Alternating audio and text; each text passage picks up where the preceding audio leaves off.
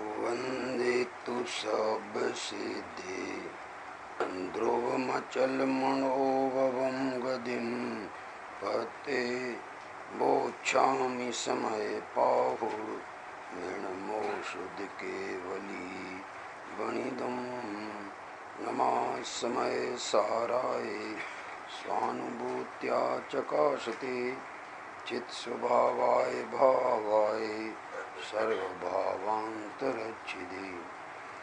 प्रकटे निज अनुभव करे सत्ता चेतन रूप सब ज्ञाता लखी के नमो समय सार सब भूप निज स्वरूप को परम रस जा में भरो अपार वन्नो परमानंदमय समय सारे अविकार अनंत धर्मणास्तत्वं पश्यन्ति प्रत्यगात्मनः अनेकांतमयी मूर्ति नित्यमेव प्रकाशताम्। ये समय सार जी परमागम शास्त्र है। इसकी 6वीं गाथा अपन ने कल प्रारंभ की है। उसी गाथा को थोड़ा अपन आगे विचार करते हैं। 6वीं गाथा में प्रकरण ये चल रहा है कि जो एकत्व विभक्त आत्मा है, जो शुद्धात्मा है, वो कैसा है, उसका क्या स्वरूप है, वो हमारे परिचय में आज तक क्यों नहीं आया है, वो अब कैसा है, वो मुझे परिचय कराइए। तो परिचय कराना प्रारंभ किया तो पहले तो उन्होंने कहा कि वो शुद्धात्मा, कुंद कुंदाचार्य के 5 बोल तो याद होंगे। पहला बोल उन्होंने ये कहा कि वो अप्रमत्त नहीं है, वो शुद्धात्मा प्रमत्त नहीं है, वो शुद्धात्मा ज्ञायक है, वो तो शुद्ध है, चौथी बात। और 5वां, वो ज्ञात, वो तो वो ही है, माने वो अनुभव गोचर है, वो वाणी गोचर। ये 5 बातें कहीं। अब उसमें यहाँ आचार्य अमृतचंद स्वामी इसकी टीका करते हैं। उन्होंने अभी जो बातें कही थी उनमें 2 बातें अपन ने चर्चा की थी कि यो ही नाम स्वतः सिद्धत्वेन अनादि अनंतो, जो ज्ञायक है आत्मा, वह आत्मा स्वयं सिद्ध है। कैसा है?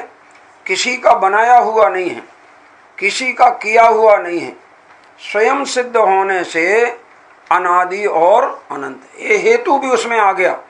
जो वस्तु अनादि अनंत होती है वो स्वयं सिद्ध होती है, जो वस्तु स्वयं सिद्ध होती है वो अनादि अनंत होती है। ये दोनों तरफ से व्याप्ति बैठती है। इसके अन्वय व्याप्ति और व्यतिरेक व्याप्ति, दोनों व्याप्ति बैठती है। ये जैन न्याय है। कभी भी जब वस्तु स्वरूप को समझना हो तो जैन न्याय को समझे बिना वस्तु स्वरूप नहीं समझा जा सकता। इसलिए न्याय का ज्ञान होना जरूरी है। कम से कम इतना तो ज्ञान हो कि वस्तु अनादि अनंत है तो क्यों है, क्योंकि स्वयं सिद्ध है। इतना तो याद रहेगा ना जरा। ये बहुत बड़ा न्याय नहीं है, ये हेतु है। जगत में जो जो वस्तु स्वयं सिद्ध होती है वो अनादि अनंत होती है। 6 द्रव्य स्वयं सिद्ध हैं तो 6 द्रव्य अनादि अनंत है। जब 6 द्रव्य अनादि अनंत हैं, वो अनादि अनंत द्रव्य हैं, तो वे कूटस्थ नित्य हैं कि परिणामी हैं? कि अनादि अनंत होने पर भी परिणामी है, परिणाम उनमें चलता है। क्यों? क्योंकि वस्तु तो स्वयं स्वभाव से अपरिणामी है, ज्ञायक तो स्वभाव से अपरिणामी है। लेकिन ज्ञायक की जो अवस्थाएं हैं, दशाएं हैं, वे अपरिणामी नहीं हैं, वे परिणामी हैं। क्योंकि संपूर्ण आत्मा अपरिणामी भी और परिणामी भी। जो अकेले अपरिणामी स्वीकार कर लेंगे वे सांख्यमती होंगे, एकांती, मिथ्या दृष्टि। और जो सर्वथा परिणामी स्वीकार कर लेंगे और उसको अपरिणामी स्वभाव को स्वीकार नहीं करेंगे, वे बौद्धमती, एकांतमती, मिथ्या दृष्टि, गृहीत मिथ्या दृष्टि। समझ में आएगी नहीं? इसलिए जैनमती से, जैन सिद्धांत वाला वस्तु स्वरूप कैसा बताते हैं कि आत्मा उभय धर्मात्मक है। कैसा है? उभय धर्मात्मक है। आत्मा द्रव्य स्वभाव से देखा जाए तो कैसा है? अपरिणामी। पर्याय स्वभाव से देखा जाए तो कैसा है? परिणामी। तो ये दोनों बातें यहाँ आई हैं, अपन देखते आई हैं कि नहीं। जरा देखो, स्वयं सिद्ध होने से आत्मा अनादि अनंत है, पहला बोल टीका का। अभी टीका का दूसरा बोल, नित्य उद्योतो विशद ज्योतिर्ज्ञायक एको भावा। कैसा है? नित्य उद्योत रूप है, माने आत्मा ज्ञायक स्वभाव जो है सदा ज्ञान भाव से प्रकट रहता है, ज्ञान भाव का उसमें कभी अभाव नहीं होता। इसलिए नित्य उद्योत, ज्ञान का ही नाम उद्योत है। उद्योत माने प्रकाश। ये प्रकाश तो जड़ रूप है जो हमें अभी अपने को सामने दिखाई दे रहा है, जिसमें हम नजर डाल रहे हैं। ये तो जड़ का परिणमन है, ये तो पुद्गल की पर्याय है। यहाँ आत्मा में जो प्रकाश है ये पुद्गल की पर्याय वाला प्रकाश नहीं है, ये चैतन्य का प्रकाश है, ये ज्ञान का प्रकाश है, जिस प्रकाश में जगत के सर्व पदार्थ प्रतिबिंबित होते हैं, झलकते हैं, जानने देखने में आते हैं। इसलिए नित्य उद्योत रूप विशद ज्योतिर्ज्ञायक। विशद माने स्पष्ट, विशद माने स्पष्ट, स्पष्ट चेतन वो प्रकाश ज्योति है। और वो कैसा है? ज्ञायक, ज्ञायक ज्योति है। ज्ञायक बस माने जानन हार, ज्ञायक माने जानन स्वभाव वाला। एको भाव, कितने भाव हैं वो आत्मा कितने हैं? अपना आत्मा की बात चल रही ना, वो तो एक भाव। कब से है एक भाव? अनादिकाल से। आज भी एक ही भाव है, आगे अनंत काल तक एक ही भाव रहेगा, क्यों? जो एक है वो एक ही रहेगा ना। तो द्रव्य स्वभाव तो एक है, इसलिए अनादि अनंत एक रहेगा। और पर्याय स्वभाव एक कभी नहीं था, न है और न रहेगा। पर्याय स्वभाव अनेक होते हैं, इसलिए वे अनेक होते हैं और रहेंगे। समझ में आए कि नहीं? अब देखना, तीसरी बात चलती है। अब दो बिंदु हो गए ना, अभी तीसरा। सा माने वह ज्ञायक, इस सा शब्द प्रयोग किया ना। सा माने वह माने कौन? जिस ज्ञायक की चर्चा चालू की है वो ज्ञायक कैसा है? संसार अवस्थायाम अनादि बंध पर्याय निरूपण। ये निरूपणा दो प्रकार की होती है, एक तो पर्याय की अपेक्षा होती है, एक द्रव्य स्वभाव की अपेक्षा होती है। जब द्रव्य स्वभाव की अपेक्षा निरूपणा होगी तो आत्मा तो ध्रुव है, आत्मा प्रमत्त नहीं है, आत्मा अप्रमत्त नहीं है, आत्मा तो ज्ञायक है, आत्मा तो एक भाव है, आत्मा अनादि अनंत है, आत्मा अपरिणामी। ये किसकी अपेक्षा हुआ निरूपण? ये हुआ द्रव्य स्वभाव की अपेक्षा। लिखा, नीचे लिखा, दोनों के नाम लिखे हैं। देखो, संसार अवस्थायाम, कौन सी अवस्था में? ये अवस्था किसकी? अवस्थावान की। पर्याय किसकी? पर्यायवान की। तो पर्याय किसकी होती है? प्रत्येक द्रव्य की अपनी अपनी पर्याय होती है। इस जगत में एक भी द्रव्य ऐसा नहीं है जो पर्याय बिना का हो। क्या कह रहे? छहों द्रव्यों में अपने अपने द्रव्य, अपने गुण और अपनी पर्यायें निरंतर वर्तती। द्रव्य एकत्व रूप में वर्तता है, गुण अनेकत्व रूप में वर्तते हैं, पर्यायें उत्पाद व्यय रूप में वर्तती हैं। क्या कहा? ख्याल रखना जरा सा, ये बहुत गंभीर बात है। ये बात अपने ख्याल में आ जाएगी तो तुमको कहीं से भी चांस नहीं है एकांत आने का। और अनेकांत पूर्वक ही सम्यक एकांत का पोषण करने में प्रयोजन की सिद्धि होती है। क्या कहा? क्योंकि राजवार्तिक नाम का ग्रंथ है आचार्य अकलंक स्वामी का, जो कि तत्वार्थ सूत्र की टीका है। उसमें उन्होंने ये लिखा कि ये जो वास्तव में देखा जाए तो अनेकांत दो प्रकार का है, एक सम्यक अनेकांत, एक मिथ्या अनेकांत। ऐसे ही एकांत भी दो प्रकार का है, सम्यक एकांत और ये बौद्ध मत ने वस्तु को सर्वथा अनित्य मान लिया, ये कौन सा एकांत है? मिथ्या एकांत है। जैन मत भी वस्तु को अनित्य मानता है। क्या कह रहे? द्रव्य दृष्टि कर सर्वथेर पर्यय थिर है कौन, द्रव्य दृष्टि आपा लखो, पर्यय नए करी गौण। कौन माने माने उसको अप्रधान किया, उसके लिए उस काल में अनर्पित कर दिया, जिसको तत्वार्थ सूत्र में लिखा है वस्तु स्वरूप की कभी भी सिद्धि होगी तो ये विधि है उसकी, अर्पित अनर्पित सिद्धि। अर्पित कहते हैं मुख्य को और अनर्पित कहते हैं गौड़ को। हम अभी वस्तु स्वरूप की सिद्धि कर रहे हैं, अब वस्तु स्वरूप में प्रयोजन की सिद्धि के लिए एक को करना होगा मुख्य और एक को करना होगा गौड़। जिस पर्याय के आश्रय से, जिसको तुमने समझने के लिए, प्रमाण से समझने के लिए पर्याय की दृष्टि भी आपने समझी और द्रव्य दृष्टि भी समझी, अब पर द्रव्य पूरा समझ में आ गया, अब प्रयोजन साधना है तो पर्याय की दृष्टि से कभी आत्मा का प्रयोजन नहीं सकता। कैसे समझे सदेगा? द्रव्य दृष्टि से। तो द्रव्य दृष्टि को करना प्रमुख और पर्याय दृष्टि को करना गौड़। तो गौड़ करना माने उसका सर्वथा निषेध नहीं कहलाता, एक गजब बात है। गौड़ माने सर्वथा निषेध नहीं कहलाता है। निषेध, उसका निषेध इतना ही है कि अभी वो हमारे लिए प्रयोजन भूत नहीं।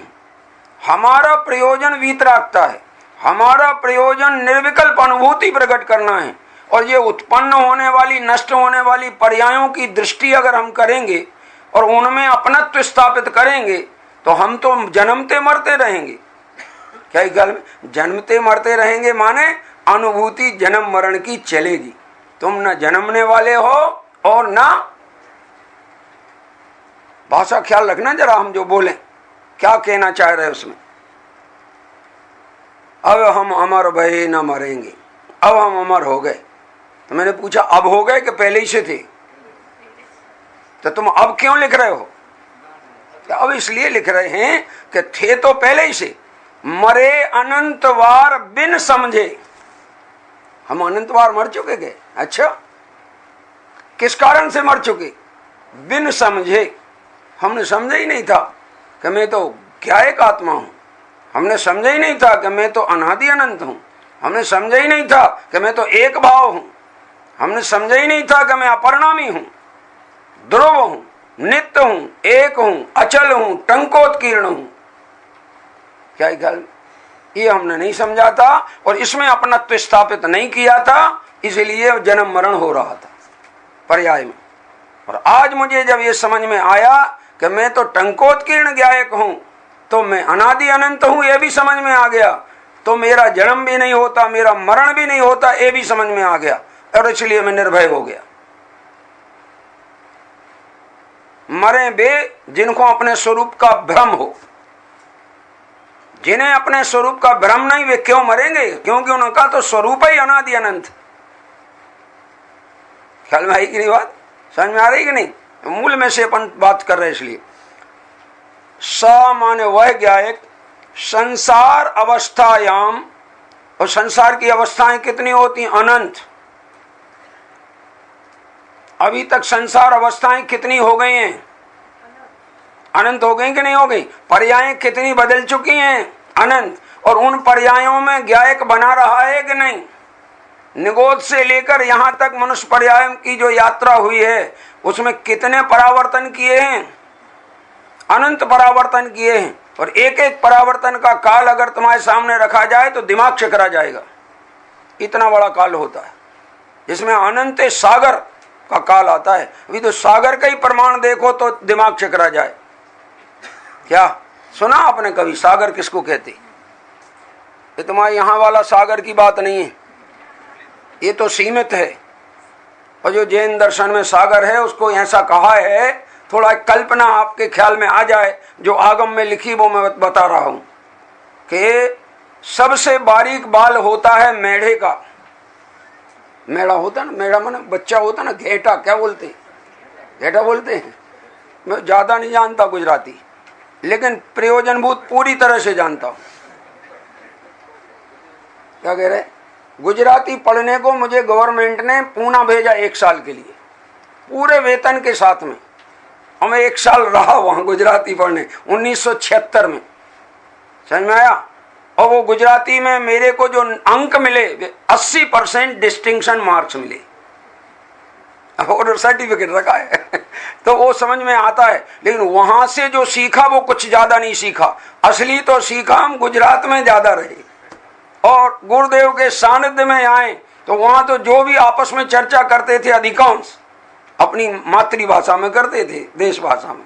तो वो उसमें आपस में अगर सीखा जाना है तो जो जिस भाषा का जानकार हो उसकी संगति में रहो तो और उससे बोलचाल करो तो तुम सीख जाओगे। तो गुजराती कठिन नहीं है। यहाँ क्या कहते हैं कि वो जो सागर का प्रमाण बताया कि सबसे बारीक बाल होता है घेंटे का और वो भी 7 दिन तक का जन्मा हुआ, उसके बाल को ऐसा टुकड़ा करो कि जिसका दूसरा टुकड़ा ना हो सके, इतना छोटा बिल्कुल परमाणु जैसा टुकड़ा करो। समझ में आया कि नहीं? और उन टुकड़ों से 2000 कोस गहरे 2000 कोस चौड़े गड्ढे को भरो और उस गड्ढे को ऐसा ठांस ठांस के भरो कि चक्रवर्ती की सेना उस पर से निकालो और वो पूरी भर जाए। तो फिर अब उपाय क्या करना सुनो जरा, एक एक बाल को 100 वर्ष बाद निकालो। जितने काल में वो गड्ढा खाली हो जाए उतने काल को एक व्यवहार पल्ल कहते हैं। क्या कहते हैं? व्यवहार पल्ल। व्यवहार पल्ल में असंख्यात का गुणा करो तो एक उद्धार पल्ल होता है और उद्धार पल्ल में असंख्यात का गुणा करो तो एक अद्धा पल्ल होता है और 10 कोड़ा कोड़ी अद्धा पल्लों का एक सागर होता है। अच्छा, इसमें टेप हो गया होगा, अब 2-4 बार सुन लेना। और कहां लिखा ये चाहिए हो तो मैं ग्रंथ दिखा दूंगा। समझ में आ गया? क्योंकि लिखा तो सब है, अपने हम सब मौजूद है। हमने जितनी खोज पैसे के लिए की है दुनिया की, उतनी खोज आत्म कल्याण के और आत्मज्ञान और तत्व ज्ञान के लिए नहीं की है। आज भी हमारे पास पावर कम नहीं है। तत्व ज्ञान में भी हम केवल 1 घंटा लगाया हमने अभी। इसके बाद क्या करोगे? भगवान आत्मा एक यहां से जाने के बाद क्या करोगे? किन विकल्पों में उलझोगे? हैं? ये देखो ऐसा कर रहे हैं, क्या होता है इसका अर्थ आप समझ लेना। कितने घंटे उलझोगे इसमें? बस अब यहां से फुर्सत तो दूसरा काम तो है ही नहीं। वो जो दूसरे काम है ना वे सब इसी में उलझने वाले काम है। समझ में आए कि नहीं? अब आप विचार करो, 24 घंटे का टाइम है और तुम उस भगवान आत्मा के समझने के लिए 1 ही घंटा देते हो और कहते ज्यादा हमें विकल्पों में नहीं पड़ना, तो तुम पापी का लक्षण है। क्योंकि विकल्प से बच सकते नहीं।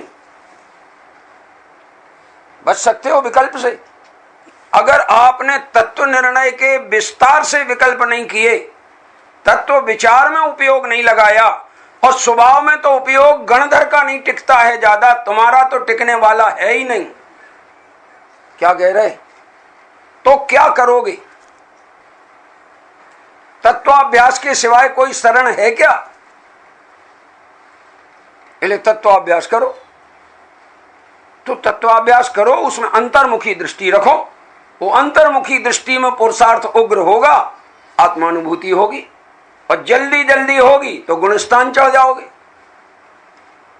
बहुत लंबे अंतराल में हुई और दोबारा बीच में नहीं हुई तो आप अभी अविरत सम्यक दृष्टि की दशा में हो। और उसमें भी नियम यह है कि पहले प्रथमोपशम सम्यक तो होता है। कौन सा सम्यक तो होता है? प्रथमोपशम। सम्यक के 3 भेद हैं, प्रथमोपशम सम्यक, छायोपशमिक सम्यक, छायक सम्यक। छायक सम्यक तो होने की बात ही नहीं है तुम्हारी। क्यों? क्योंकि वो होता है केवली श्रुत केवली के साक्षात सानिध्य में बैठने के बाद। वहां तत्व समझते हुए केवली जहां मौजूद है या श्रुत केवली मौजूद हैं, वहां कोई बिरले जीव की अंतर्मुखी उग्र पुरुषार्थ होता है तो वो छायक सम्यक को प्रकट करता है। समझ में आया? वे केवली भगवान नहीं कराते, वे श्रुत केवली नहीं कराते, लेकिन उनके अभाव में कभी नहीं होता है छायक सम्यक्त। क्या कह रहे? मर्यादाएं तो सुनो जरा। वे कराते नहीं हैं और उनके अभाव में होता नहीं। क्यों नहीं होता? अब क्यों मत लगाओ, वस्तु का जो स्वभाव है उसमें क्यों नहीं लगता?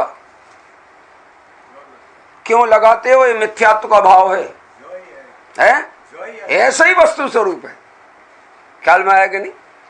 पुद्गल और जीव गमन करते हैं, पुद्गल और जीव गमन करते हैं, उसमें धर्म द्रव्य निमित्त होता है।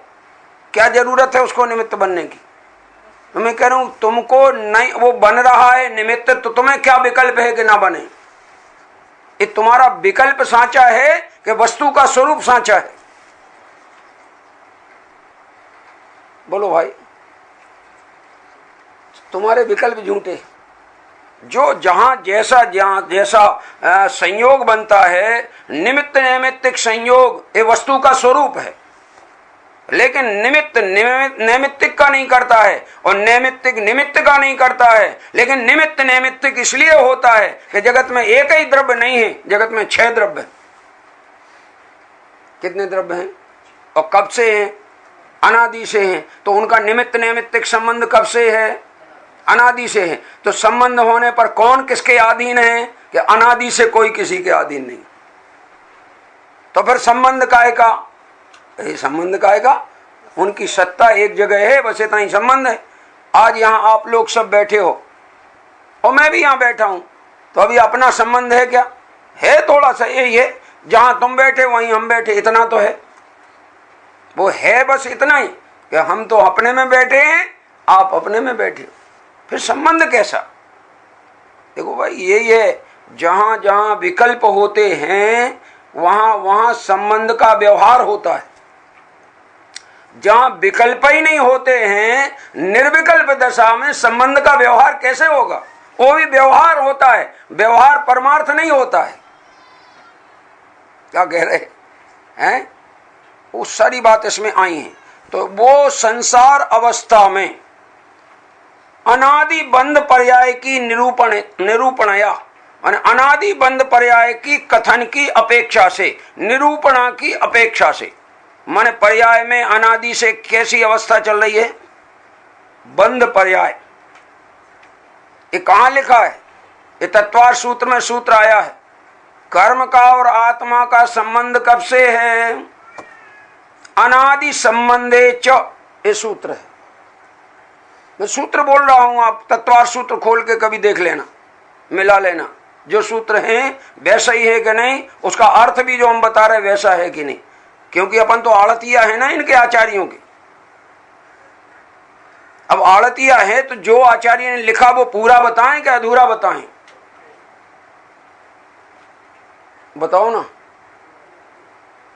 आड़तिया का तो अर्थ यह है कि ज्यों का त्यों जैसा निर्धारित किया गया है माल की क्वालिटी, और जिस ढंग से बताना उतना पूरा ढंग अपनाना है। उसमें तुम अपनी तरफ से जरा भी फेरफार करोगे और कंपनी को पता लग जाए तो आड़तिया पद से हटा देगी। क्या है ख्याल में? उसकी व्याख्या भी तुम अपनी तरफ से नहीं करना, क्योंकि अपनी तरफ से की हुई व्याख्या सही होती ही नहीं। वे भी मैं प्रमाण दूंगा और कुछ आपके समझ में आ जाएंगे कि हाँ, तुम जो सोचते हो वो व्याख्या झूठी है, क्योंकि तुम्हें वस्तु की व्युत्पत्ति का ज्ञान नहीं। अभी ख्याल में आएगा कि कहां हम चूक जाते हैं। और ये ज्ञान न हो तो चूकते ही चूकते जाओगे। तुम मानोगे हमें सही ज्ञान है, लेकिन तुम्हारा ज्ञान विपरीत है। ये बातें आएंगी ख्याल में। लेकिन पहले तो ये शुद्धात्मा कैसा समझाया है, कैसा स्वरूप का परिचय कराया है।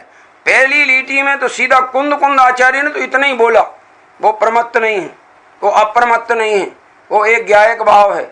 मेरे यही प्रश्न उठा कि आत्मा प्रमत्त भी नहीं है, अप्रमत्त नहीं है। कब से नहीं है?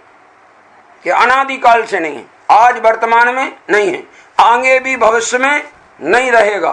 तो नहीं है, उसकी चर्चा क्यों की? उसका निषेध क्यों किया? नहीं है का निषेध की क्या जरूरत है, जो है ही नहीं। जगत में गधे के सींग का निषेध किया जाता है?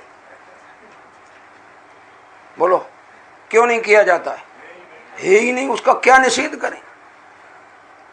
तो प्रमत्त दशा अप्रमत्त दशा है ही नहीं क्या? नहीं हो तो निषेध करने की जरूरत कहां से आई? इसका अर्थ यह है कि है तो, लेकिन वह मेरा स्वरूप, इतनी सी बात है। ये नास्ती क्या करती है कि ये स्वरूप पर का है।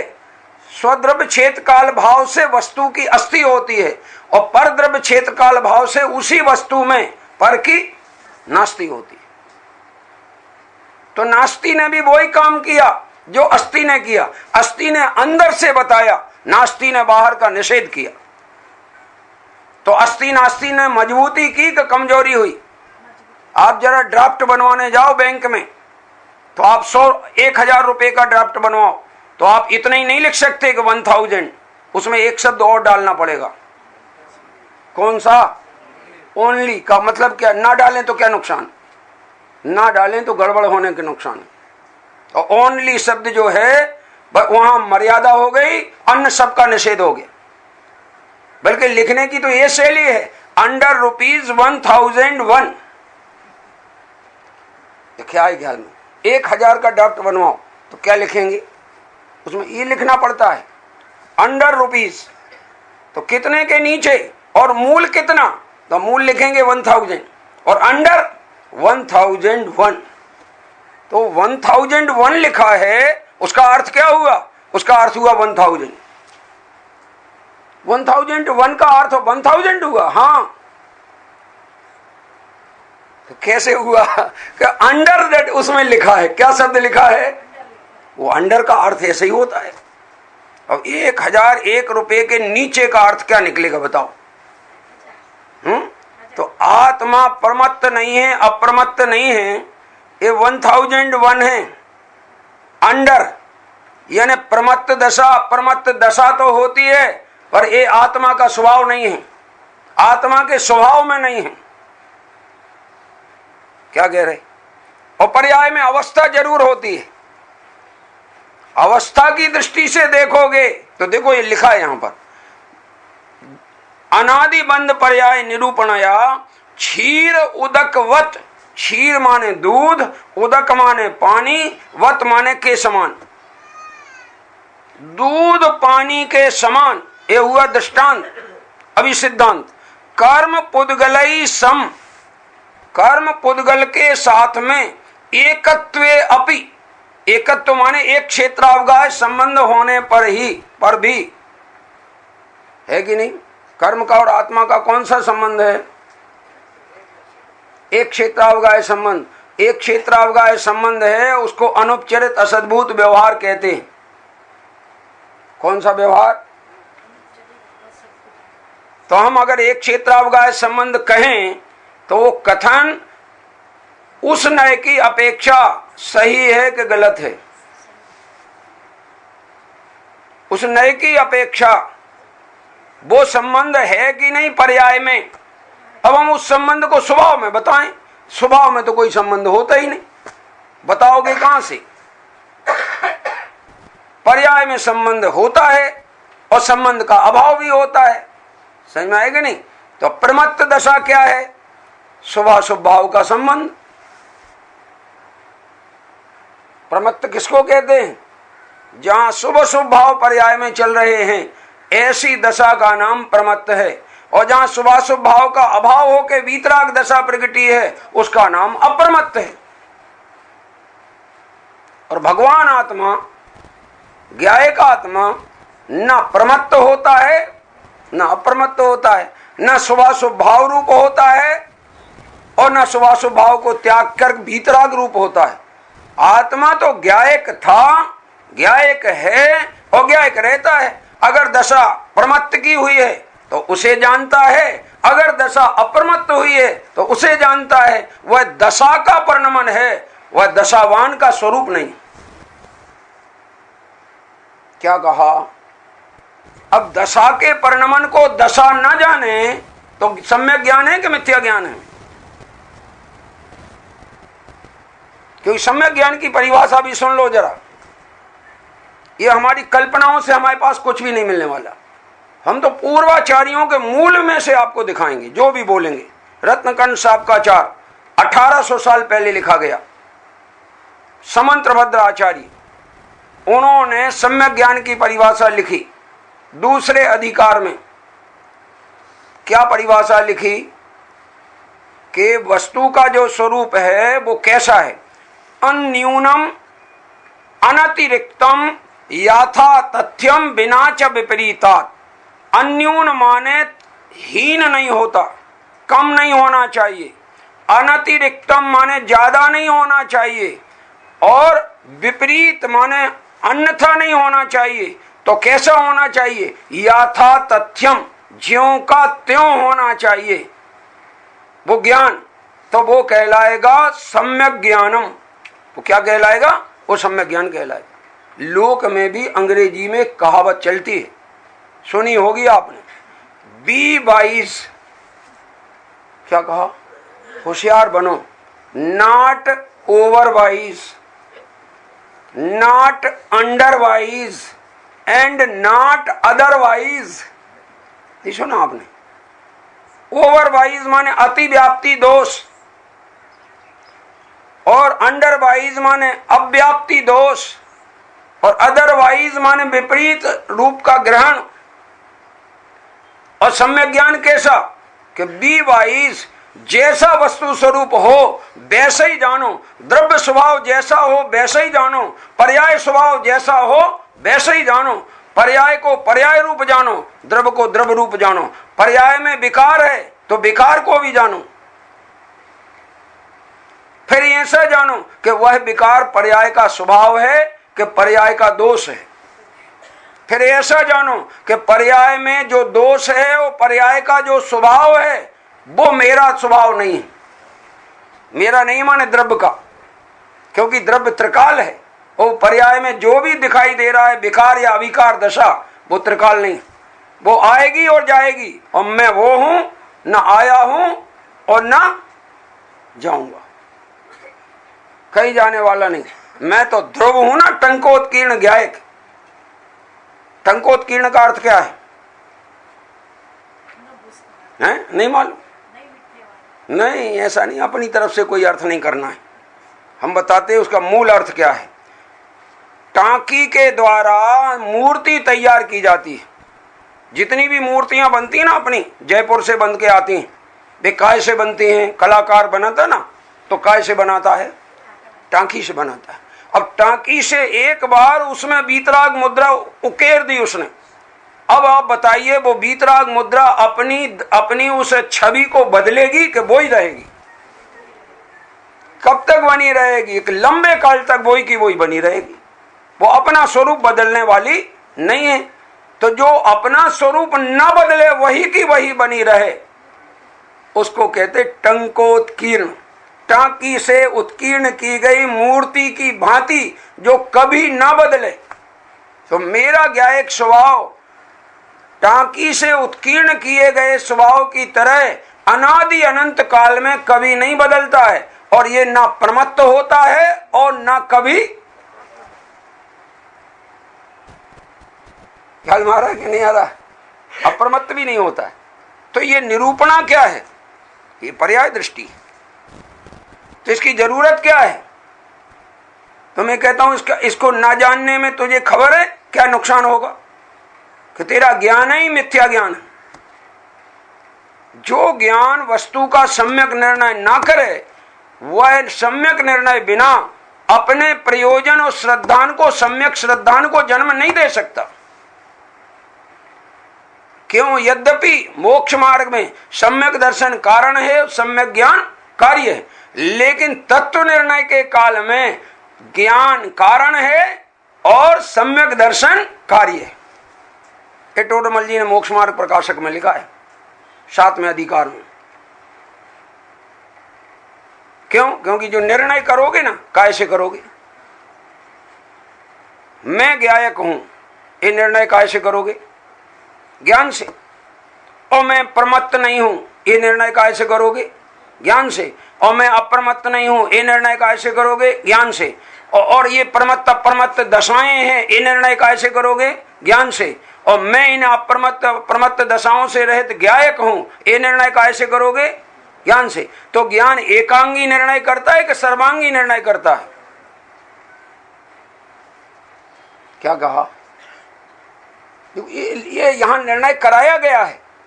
आप देखो जरा, द्रव्य स्वभाव की निरूपणा से दुरंत कसाय चक्र उदय वैचित्र वशेन, ये दुरंत माने जिसका अंत करना कठिन हो। कठिन हो, असंभव हो, ऐसा नहीं लिखा, लेकिन कठिन इसलिए लिखा। ये बताओ, ये जो वर्तमान में हमारी विकारी दशा चल रही है, हमारी माने व्यवहार नहीं की भाषा में, नहीं तुम भाषा पकड़ोगे तो तुम्हें भाव पकड़ में नहीं आएंगे। भाषा में बिल्कुल फेरफार नहीं करना है, भाषा व्यवहारिक ही चलने दो, उसमें परमार्थ का भाव पकड़ना है। और रोज हम ये करते हैं, मार्केट में जाते हैं, सब्जी खरीदने जाते हैं, सब्जी खरीदी, लो ये पैसा काहे का? सब्जी का। सब्जी का पैसा होता है कहीं? शक्कर खरीदी, ये लो पैसा काहे के? शक्कर के। शक्कर के होते हैं पैसे? पैसा तो पैसा का होता है। तो ऐसे क्यों बोल रहे हो? व्यवहार में ऐसे ही बोला जाता है। और अगर तुमने वहां निश्चय में बोला तो वो दुकानदार कहेगा ये पागल हो, तुम जाओ और दुकान देखो। क्यों वहां बोलो भैया ये पैसा लो काय के? धातु के।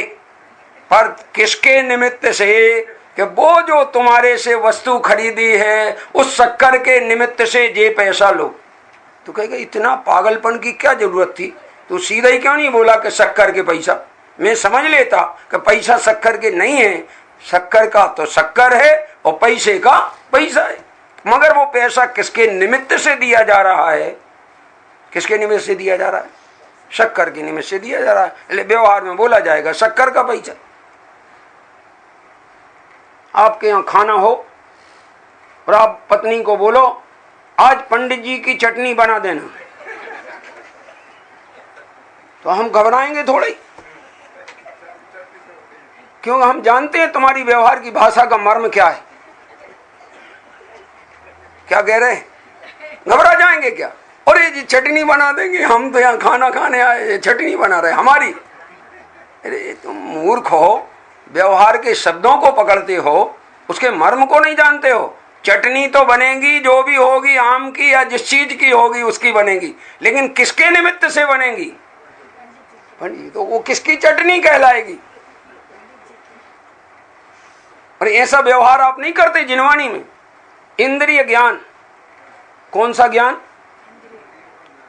इंद्रियों के ज्ञान होता है, फिर क्यों बोलते हो?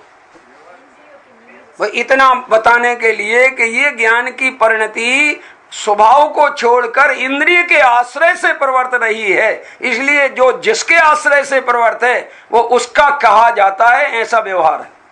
तो ज्ञान किसका कहने में आया?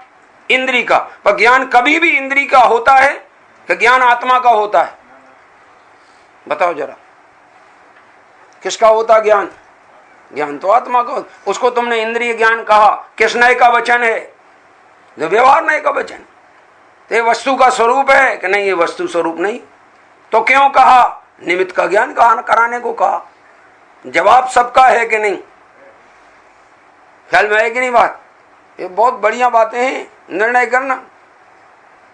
और हमेशा ये ध्यान रखना कि अभी हमें जानना बहुत सा बाकी है।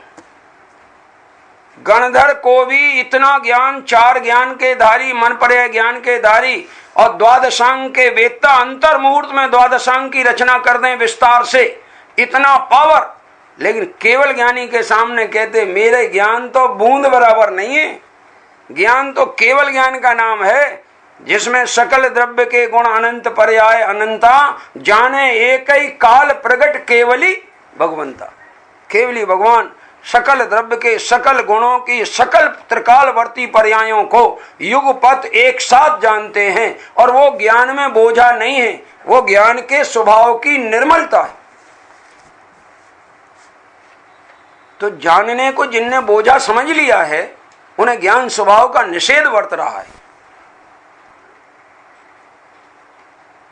तुम्हारे में जानने की कितनी सामर्थ्य है? बोलो जरा। अनलिमिटेड।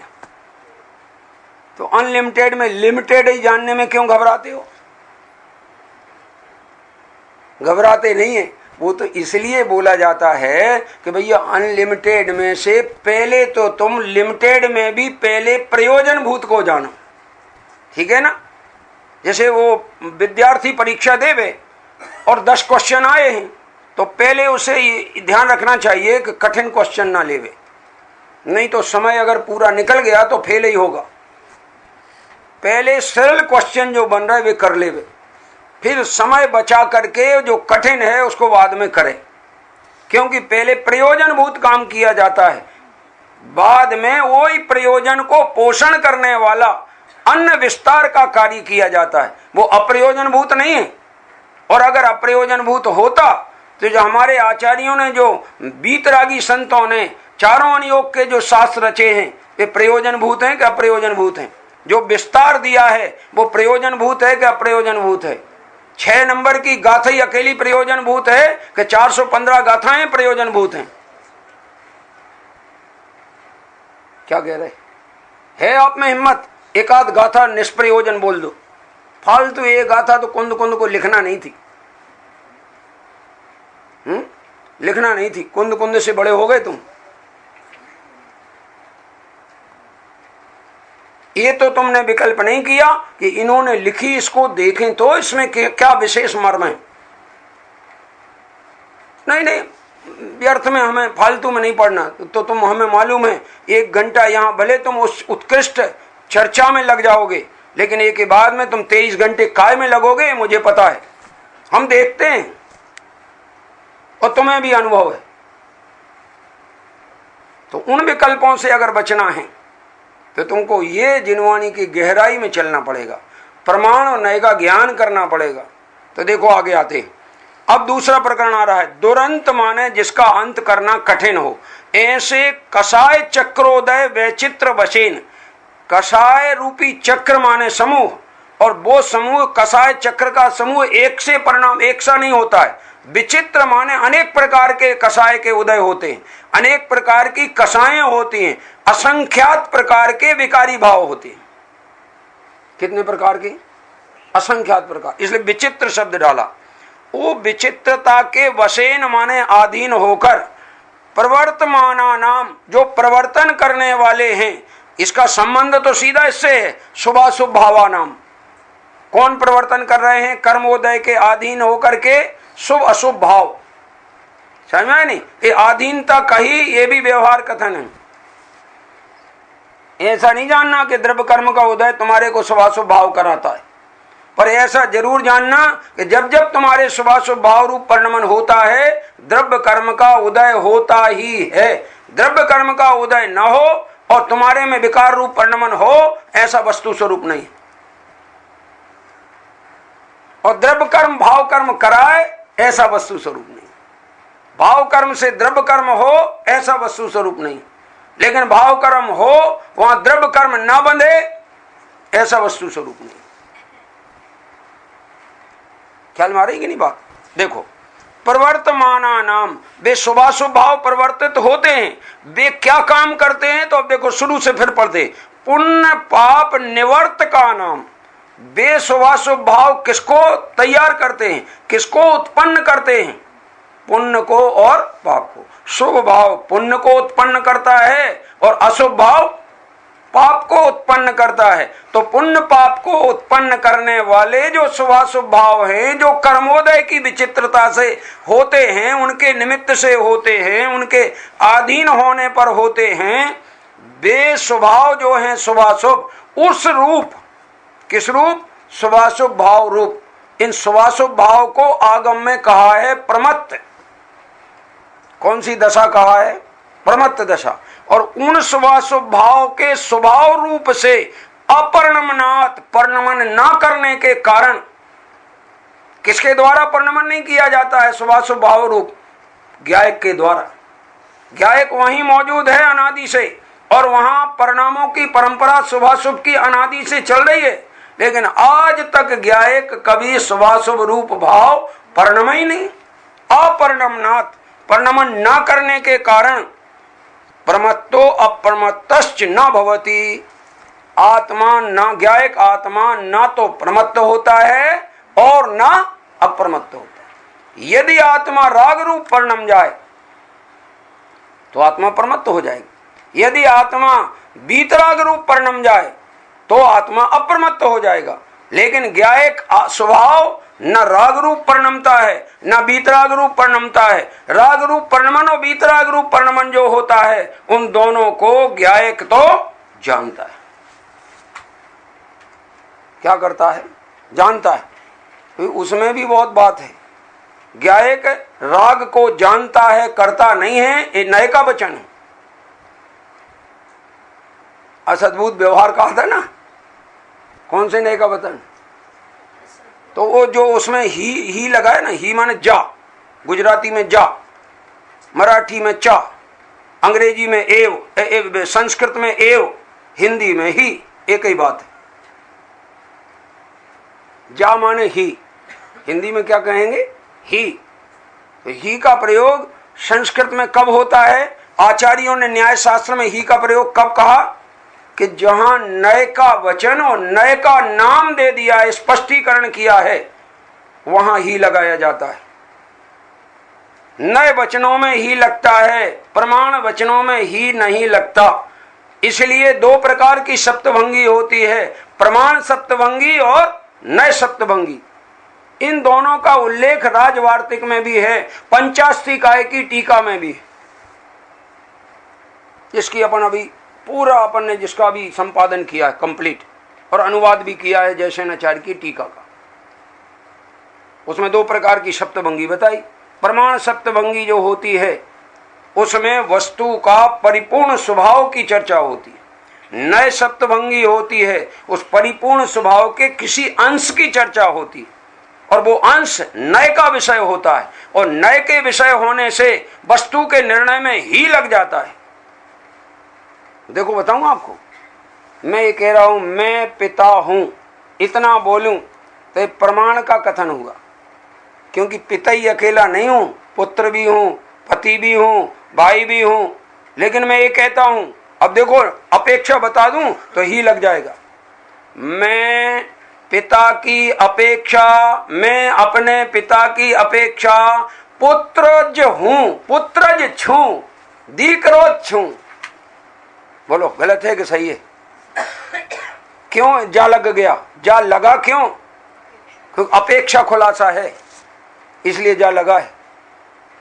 आत्मा रागादि भावनो करताज नथी।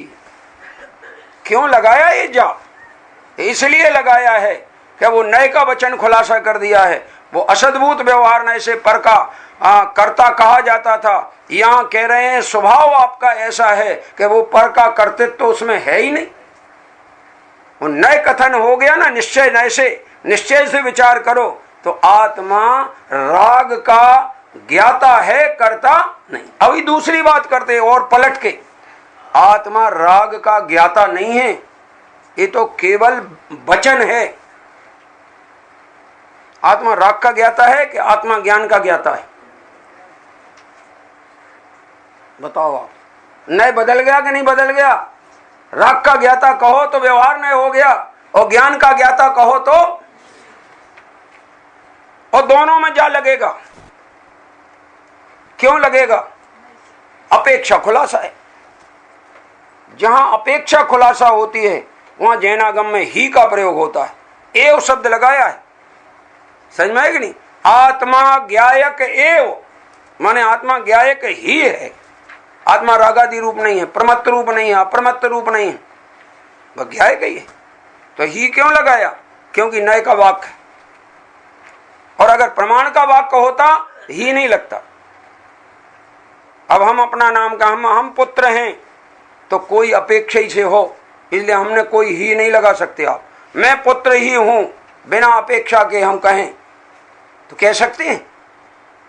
तो कहे तुम पुत्र हो, पिता नहीं हो। पिता भी हूं तो ही लगा के भी लगा। मैं पुत्र भी हूं, मैं पिता भी हूं, मगर ये अपेक्षाएं जैसे बदलेंगी ऐसा भाषा बदलेगी। और जब अपेक्षा क्लियर कर दी जाएगी तो भाषा नहीं बदलेगी, उसमें जा लग जाएगा।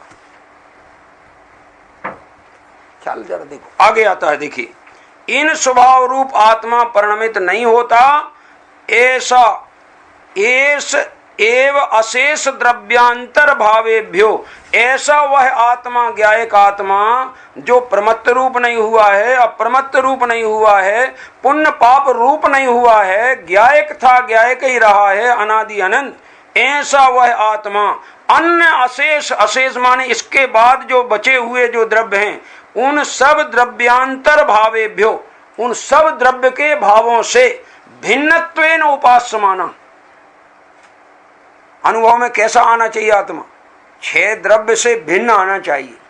अरे 6 द्रव्य से तो भिन्न आना ही चाहिए, अपनी विकारी अविकारी पर्यायों से भिन्न आना चाहिए और अपने गुण भेदों से अभेद अनुभव आना चाहिए।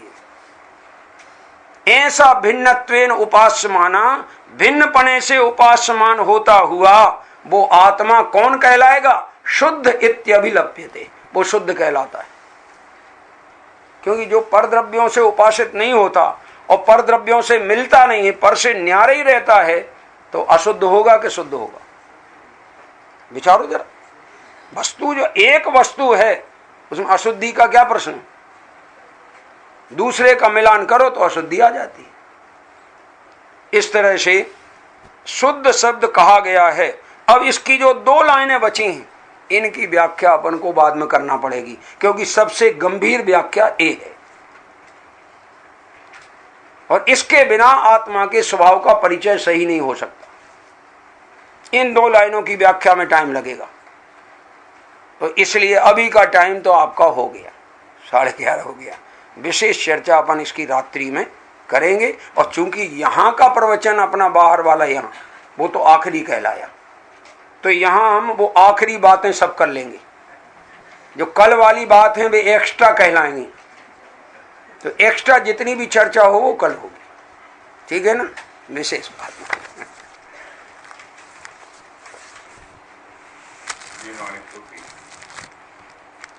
आत्मज्ञान में ही आत्मा की सिद्धि और प्रसिद्धि है। आत्मज्ञान में ही भिन्न रूप विश्व की भी सिद्धि है। आत्मज्ञान ही बस ज्ञान है, आत्मज्ञान ही बस ज्ञेय है। आत्मज्ञानमय ज्ञाता ही आत्मा ज्ञान ज्ञेय अभेद है। दर्शाय सरस्वती देवी ने यह किया परम उपकार है। निज भाव में ही स्थिर रहूं मां, वंदना अविकार है। निज भाव में ही स्थिर रहूं मां, वंदना अविकार है। स्याद्वाद नए सट द्रव्य गुण पर्याय और प्रमाण का, जड़ कर्म चेतन बंध का, अरु कर्म के अवसान का, कह कर स्वरूप यथार्थ जग का, जो किया उपकार है, उसके लिए जिन वाणी माँ को वंदना शतवार है। 9 बार नमोकार।